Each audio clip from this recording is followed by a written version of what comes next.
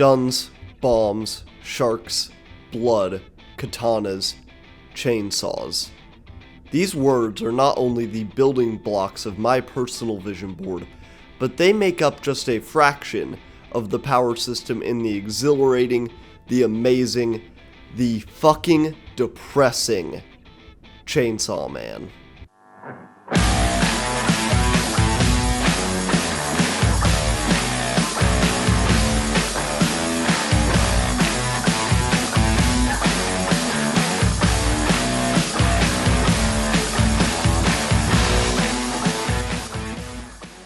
Chainsaw Man is the newest and most successful endeavor from rising mangaka Tatsuki Fujimoto. By the way, mangaka means the author of a manga. Chainsaw has already been picked up for animation by MAPPA, the studio which brought the Jujutsu Kaisen manga alive with incredible action, character animation, direction, soundtrack, and voice acting, for both dub and sub.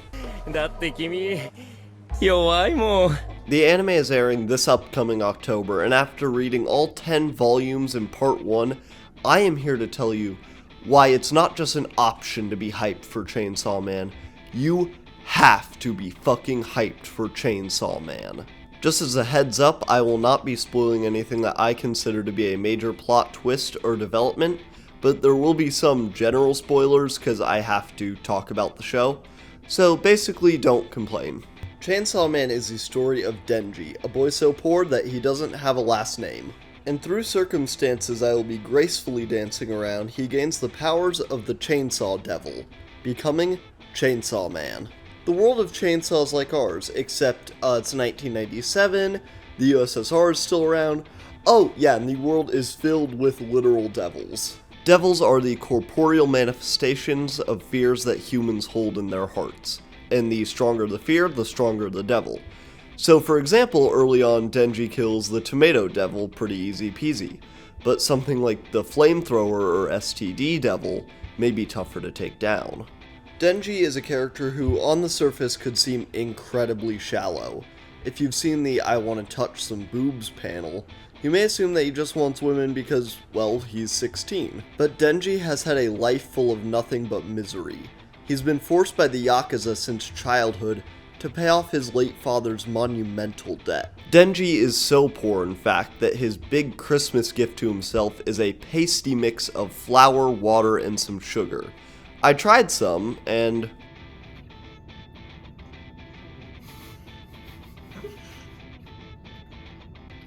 I got a really big chunk of flour that I just swallowed. It's not bad.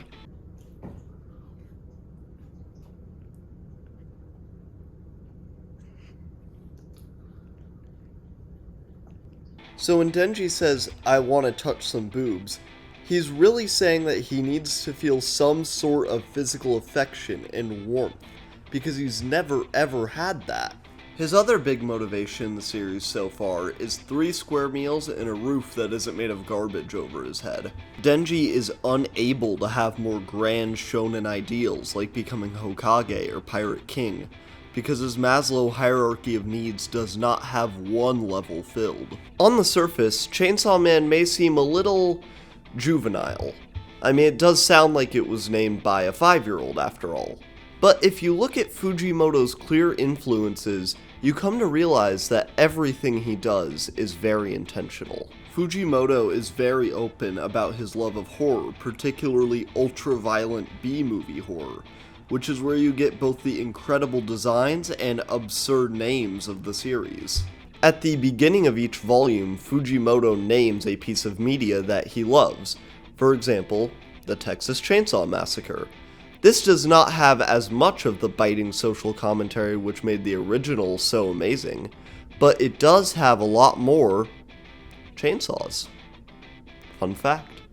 I mean, for God's sake, one of the chapters is literally called Sharknado, so Fujimoto knows what he's doing, he's not hiding it. Also, there's a character literally named Santa Claus who I'm 90% sure touches children. That is the kind of thing that you will only get in Chainsaw Man, for better or worse. Now for my favorite design of any of the weapon people you meet, Bomb. Bomb is a home run in character design, the likes of which almost lit my volume on fire with its sheer brilliance.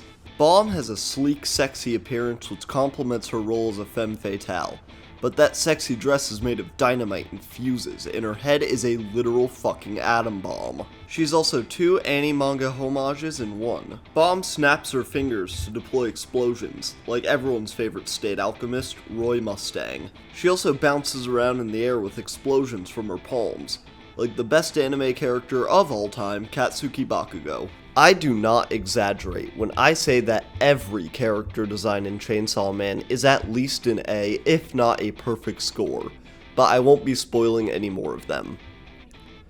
Except for Beam. The Discovery Channel presents Shark Week.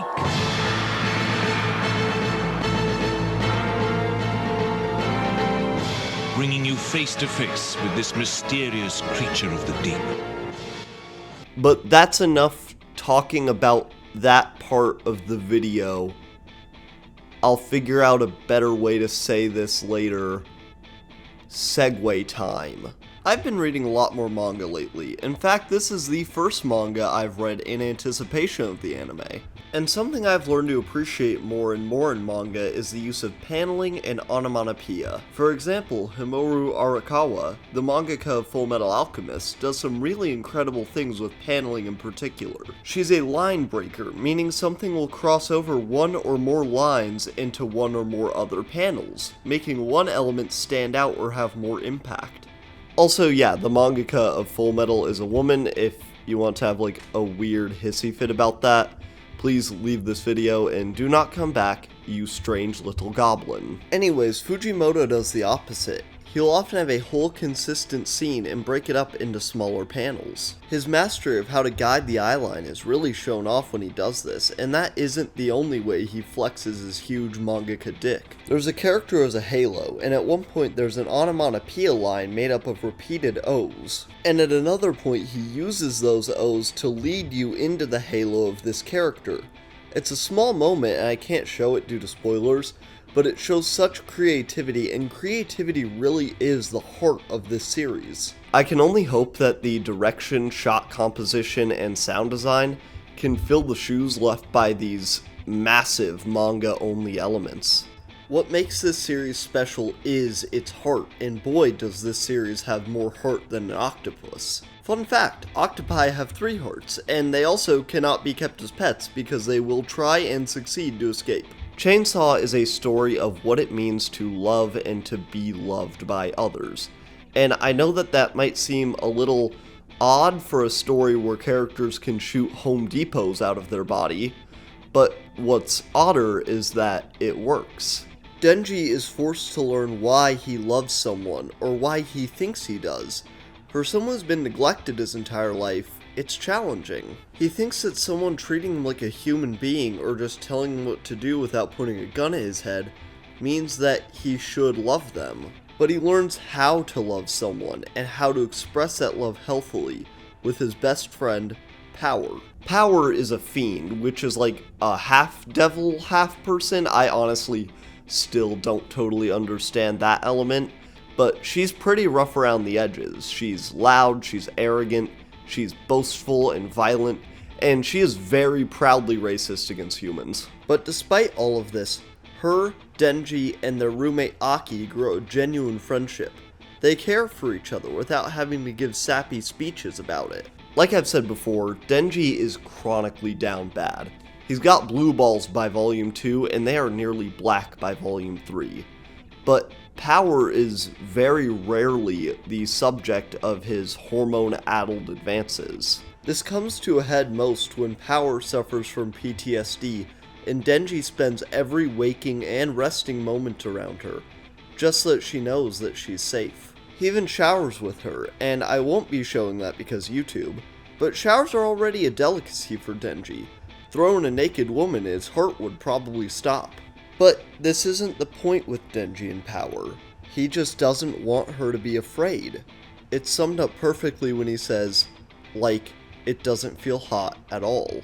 Through this, Denji realizes for the first time what it means to care for someone and what it means to be cared for. not out of any ulterior motive, not to control you, but just because someone cares about you.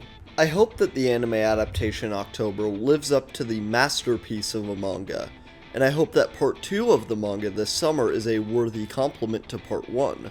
Though given where part 1 ends off, I have no clue where Fujimoto could go next. But I know where he's going now. The fucking Hall of Fame. Hey everyone, thank you for watching that video, and thank you to my girlfriend, who shall remain nameless, but I promise is real, because she made me read Chainsaw Man, and yes, it is just as amazing as you told me it was every day for months. So yeah, thank you. Anyways, I hope you enjoyed the video. The manuscript to my sequel book, we just hit 200 pages. I think it's at like 202 or something, so yeah, that's very exciting. Happy Mother's Day to my mom. I love you, Mom. But yeah, I hope you all have a great day. I hope you've had a great weekend, and I'll see you next week for another video. Bye.